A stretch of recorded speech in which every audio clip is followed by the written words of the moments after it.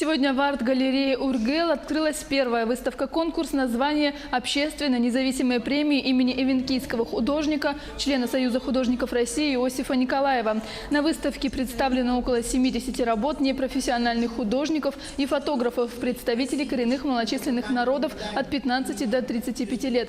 Тематика работ самая разная. Здесь и жизнь северных коренных народов, оленеводов и рыбаков, портреты знаменитостей, а также различные животные и сказочные существа, рожденные фантазией детей авторов. Имена победителей конкурса объявят 9 августа на площади Орджоникидзе в рамках Международного дня коренных народов мира.